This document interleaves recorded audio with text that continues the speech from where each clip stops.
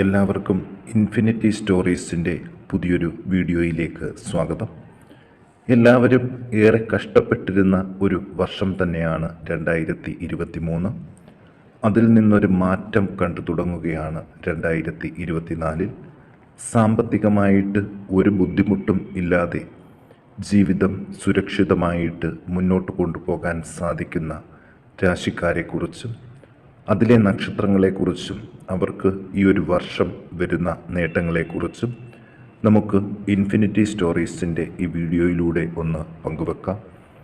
വീഡിയോയിലേക്ക് കടക്കും മുമ്പ് എൻ്റെ പ്രിയ പ്രേക്ഷകരെ, നിങ്ങൾ എൻ്റെ ചാനൽ സബ്സ്ക്രൈബ് ചെയ്തിട്ടില്ലെങ്കിൽ ദയവായിട്ട് എൻ്റെ ചാനൽ ഒന്ന് സബ്സ്ക്രൈബ് ചെയ്യുക. അതോടൊപ്പം തന്നെ എൻ്റെ പുതിയ വീഡിയോകൾ നിങ്ങൾക്ക് നോട്ടിഫിക്കേഷനായിട്ട് ലഭിക്കാൻ വേണ്ടിയിട്ട് ബെൽ ഐക്കൺ കൂടി ഒന്ന് പ്രസ് ചെയ്യണം. വീഡിയോ കണ്ടതിന് ശേഷം നിങ്ങളുടെ വിലയേറിയ അഭിപ്രായങ്ങൾ കമൻറ്റ് ബോക്സിൽ ഒന്ന് രേഖപ്പെടുത്താനും വീഡിയോ ലൈക്ക് ചെയ്യാനും മറക്കാതെ ഇരിക്കുക. നന്ദി.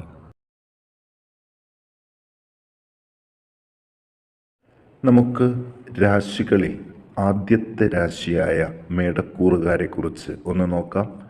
മേടക്കൂറിൽ പിറന്ന അശ്വതി, ഭരണി, കാർത്തിക ഒന്നാം പാദത്തിൽ ജനിച്ച നക്ഷത്രക്കാർക്ക് സാമ്പത്തികമായിട്ടുള്ള ഫലം ഈ വർഷം എങ്ങനെയായിരിക്കും എന്ന് വളരെ വിശദമായിട്ട് തന്നെ ഒന്ന് നോക്കാം. പലവിധ ആപത്തുകളിൽ നിന്നും കരകയറുന്ന ഒരു വർഷമാണ് മേടക്കൂറുകാർക്ക് വരുന്നത്. മുൻപ് വാക്കുദോഷം മൂലം ഉണ്ടായിട്ടുള്ള പല കലഹങ്ങളും പറഞ്ഞു തീർക്കാൻ സാധ്യതയുണ്ട്. ധനനേട്ടങ്ങൾ ഒരുപാട് ഫലത്തിൽ കാണുന്നുണ്ട്. തൊഴിൽ രംഗം ലാഭകരമാകും. വ്രണങ്ങൾ, അർശോരോഗം, വാദബന്ധിയായ വേദനകൾ ഇവ മൂലം ബുദ്ധിമുട്ടുന്നവർക്ക് ഇതിൽ നിന്നൊരു മോചനം പ്രതീക്ഷിക്കാം. മനസ്സിന് സന്തോഷം നൽകുന്ന ഒരുപാട് അനുഭവങ്ങൾ ഇവരെ കാത്തിരിക്കുന്നുണ്ട്. അതുപോലെ തന്നെ സുഹൃത്തുക്കളിൽ നിന്നും ചില സഹായങ്ങളും ഈ സമയത്ത് ഇവർക്ക് പ്രതീക്ഷിക്കാം. പൊതുപ്രവർത്തകർക്കും നല്ല സമയം തന്നെയാണ് മേടം രാശിയിൽ പിറന്നവർക്ക് കാണുന്നത്. പ്രായോഗിക ബുദ്ധി കൊണ്ട് ഒരുപാട് നേട്ടങ്ങൾ ഈ ഒരു വർഷം ഇവർ നേടും. വിവാഹ ആലോചനകൾ നല്ല കുടുംബത്തിൽ നിന്നും വരികയും വിവാഹം നടക്കാനും സാധ്യതയുള്ള സമയമാണ്. വിദ്യാർത്ഥികൾക്കും യാതൊരു വിധമായ ക്ലേശ അനുഭവങ്ങളും ഉണ്ടാകില്ല. മാതാപിതാക്കൾക്ക് മക്കളെ കൊണ്ട് ഭാഗ്യ അനുഭവങ്ങൾ ഉണ്ടാകും. തൊഴിൽ സംബന്ധിച്ച തർക്കങ്ങൾ പരിഹരിക്കപ്പെടും. സുഹൃത്ത് സംഗമം ഉണ്ടാകും. ഭൂമി കൈമാറ്റങ്ങൾ പ്രതീക്ഷിക്കുന്നത് പോലെ തന്നെ നടക്കും. സഹോദരങ്ങൾക്ക് അഭിവൃദ്ധി ഉണ്ടാകും. അവരുമായിട്ടുള്ള പ്രശ്നങ്ങൾ പറഞ്ഞു തീർക്കും. സാങ്കേതിക വിദ്യാഭ്യാസം ചെയ്യുന്നവർ പ്രത്യേകം ശ്രദ്ധിക്കണം. ആയുധങ്ങൾ ഉപയോഗിക്കുമ്പോഴും ശ്രദ്ധ വേണം. മേടക്കൂറിൽ പിറന്ന അശ്വതി, ഭരണി, കാർത്തിക നക്ഷത്രക്കാർ ദോഷപരിഹാരാർത്ഥം ഭഗവതി ക്ഷേത്രത്തിൽ കുരുതി പുഷ്പാഞ്ജലി കഴിപ്പിച്ച് പ്രാർത്ഥിക്കാൻ ശ്രദ്ധിക്കുക. ഇനി ഇടവക്കൂറിൽ പിറന്ന കാർത്തിക നക്ഷത്ര ജാതകർ 2, 3, 4 പാദങ്ങൾ, രോഹിണി, മകയിരം 1, 2 പാദത്തിൽ ജനിച്ച നക്ഷത്ര ജാതകരെ കുറിച്ച് നോക്കാം. അധികാര സ്ഥാനത്തിരിക്കുന്നവർക്ക് കൂടുതൽ നേട്ടങ്ങളുടെ ഒരു വർഷമാണ് 2024. സഹപ്രവർത്തകരിൽ നിന്നും സഹായ സഹകരണങ്ങളും ലഭിക്കും. ലഭിക്കേണ്ട ആനുകൂല്യങ്ങൾ കാലതാമസം കൂടാതെ കൈവരും. ഭാര്യാഭർത്തൃ കലഹങ്ങൾ കുറഞ്ഞിരിക്കുന്ന ഒരു വർഷമാണ്. നേത്രരോഗം, ഹൃദയബന്ധിയായ അസുഖങ്ങൾ, ഉദരവ്യാധി ഇവയൊന്ന് പ്രത്യേകം ശ്രദ്ധിക്കണം. ശസ്ത്രക്രിയകൾ ഈ ഒരു വർഷം കഴിവതും ഒഴിവാക്കുന്നത് നന്നായിരിക്കും. കാര്യതടസ്സങ്ങൾ ഒരു പരിധിവരെ മാറിക്കിട്ടും. മക്കളെ കൊണ്ട് സമ്മിശ്രമായിട്ടുള്ള ഫലമായിരിക്കും വരുന്നത്. ധനപുഷ്ടി ഉണ്ടാകും. സത്കർമ്മങ്ങൾക്കായിട്ട് പണം ചെലവഴിക്കും. പലവിധ സന്തോഷ അനുഭവങ്ങളും ഒന്നിനു പുറകെ ഒന്നായിട്ട് വന്നുകൊണ്ടിരിക്കും. വഴിയാത്രയ്ക്കിടയിൽ ചില സാമ്പത്തിക നേട്ടങ്ങൾ ഇവർക്ക് ലഭിക്കും.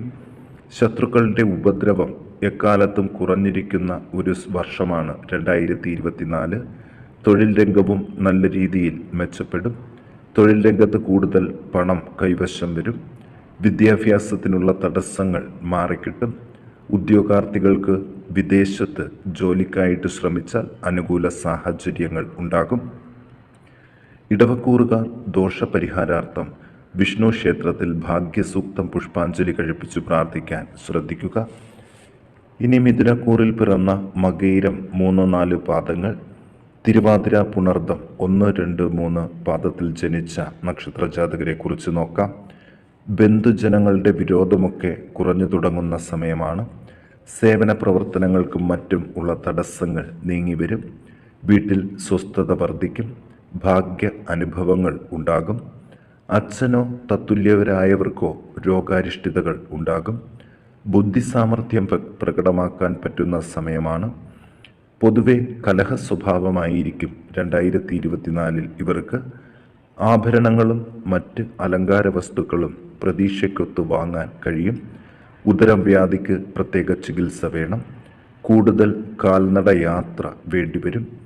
പുതിയ സംരംഭങ്ങൾ തുടങ്ങാൻ നല്ല സമയമാണ്. ചഞ്ചല മനസ്കരായിരിക്കും ഈ ഒരു കാലഘട്ടത്തിൽ. ഒന്നിലും ഉറച്ച തീരുമാനം എടുക്കാൻ പറ്റുകയില്ല. വാദബന്ധിയായ വേദനകൾ മാറിക്കിട്ടും. കമിതാക്കളുടെ ആഗ്രഹം സഫലമാകും. ഇവർ ദോഷപരിഹാരാർത്ഥം ഭഗവതിക്ക് ചെത്തിപ്പൂമാല ചാർത്തി പ്രാർത്ഥിക്കാനായിട്ട് ശ്രദ്ധിക്കുക. ഇനി കർക്കിടകക്കൂറിൽ പുണർദം 4 പാദം, പൂയം, ആയില്യം നക്ഷത്രജാതകരെ കുറിച്ച് നോക്കാം. വീട്ടിൽ സ്വസ്ഥമായിട്ടുള്ളൊരന്തരീക്ഷമാണ് വരുന്നത്. പുതിയ ഗൃഹനിർമ്മാണത്തിനായിട്ടും ശ്രമിക്കാം. സഹോദര ബന്ധങ്ങൾ മോശമാകാതെ ശ്രദ്ധിക്കണം. പലവിധ ദുഃഖ അനുഭവങ്ങൾക്കും സാധ്യതയുണ്ട്. മക്കളുടെ ആരോഗ്യസ്ഥിതിയിൽ ആശങ്കയുണ്ടാകും. കാര്യസാധ്യങ്ങളും ഉണ്ടാകും. പലവിധ ഭാഗ്യ അനുഭവങ്ങൾക്കും സാധ്യതയുണ്ട്.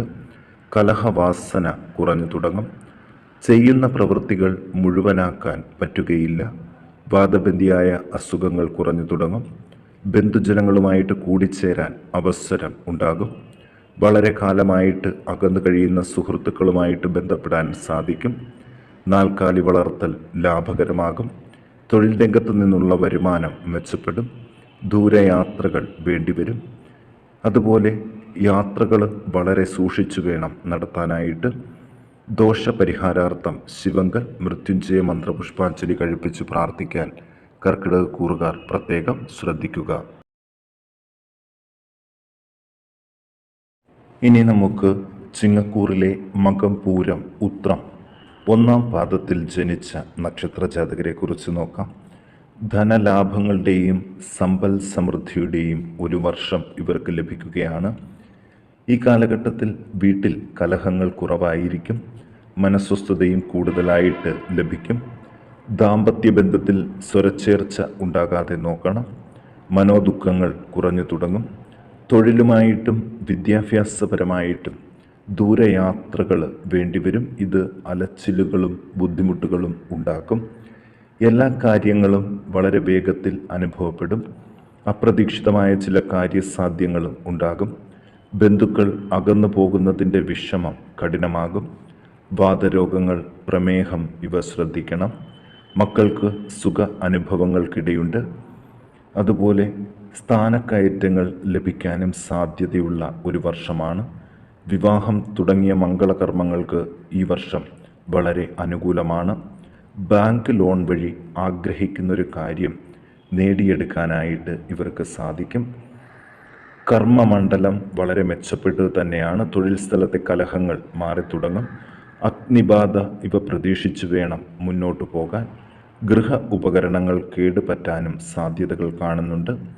ചിങ്ങക്കൂറിൽ പിറന്ന മകം, പൂരം, ഉത്രം 1 പാദത്തിൽ ജനിച്ച നക്ഷത്രജാതകര് ദോഷപരിഹാരങ്ങൾക്ക് വേണ്ടി ഭഗവതിക്ക് ഭാഗ്യസൂക്തം പുഷ്പാഞ്ജലി കഴിപ്പിച്ച് പ്രാർത്ഥിക്കാൻ പ്രത്യേകം ശ്രദ്ധിക്കണം. ഇനി നോക്കാം കന്നിക്കൂറിൽ പിറന്ന ഉത്രം നക്ഷത്രജാതകർ 2, 3, 4 പാദങ്ങൾ, അത്തം, ചിത്തിര 1, 2 പാദത്തിൽ ജനിച്ച നക്ഷത്രജാതകരെ കുറിച്ച് നോക്കാം. ധനാഗമങ്ങൾ കൂടുതലായിട്ട് ഉണ്ടാകും. തിരികെ കിട്ടാനുള്ള പണം ലഭിക്കും. സഹോദരങ്ങൾക്ക് അഭിവൃദ്ധി ഉണ്ടാകും. മക്കളെ കൊണ്ട് സന്തോഷം നിറഞ്ഞ കാലഘട്ടമായിരിക്കും. കുറേയൊക്കെ കാര്യസാധ്യങ്ങളും ഉണ്ടാകും. തർക്ക വിഷയങ്ങളിൽ വിജയം വരിക്കും. ആദരവും അംഗീകാരവും ലഭിക്കും. വലിയ ദുഃഖ അനുഭവങ്ങൾക്കിടയുണ്ട്. കൂടുതൽ യാത്രകൾ വേണ്ടിവരും. ബന്ധുജനങ്ങൾക്ക് അഭിവൃദ്ധി ഉണ്ടാകും. സുഖ അനുഭവങ്ങൾക്കുള്ള തടസ്സങ്ങൾ നീങ്ങിത്തുടങ്ങും. അവിചാരിതമായിട്ട് ധനം വന്നു ചേരും. തലവേദന, ചെവിവേദന, കാല്, പാദങ്ങൾ വിണ്ടുകീറുക ഇവയ്ക്ക് സാധ്യതകൾ കൂടുതലായിട്ടാണ് കാണുന്നത്. ശരീരക്ഷീണവും കണ്ണുകൾക്കുള്ള കാഴ്ചക്കുറവും പരിഹരിക്കാൻ സാധിക്കും. തൊഴിൽ രംഗം മെച്ചപ്പെടും. തൊഴിൽ രംഗത്തു നിന്നുള്ള വരുമാനം കൂടുതലായിട്ട് വരും. ഷെയർ മാർക്കറ്റിൽ കൂടുതൽ പണം മുടക്കുന്നത് കൂടുതൽ ലാഭത്തിൽ കൊണ്ടെത്തിക്കും. ദോഷപരിഹാരാർത്ഥം സർപ്പ ആരാധനാ കേന്ദ്രത്തിൽ മഞ്ഞൾ പൊടി ചാർത്തി സർപ്പസൂക്തം പുഷ്പാഞ്ജലി കഴിപ്പിച്ച് പ്രാർത്ഥിക്കാൻ ഒന്ന് ശ്രദ്ധിക്കുക.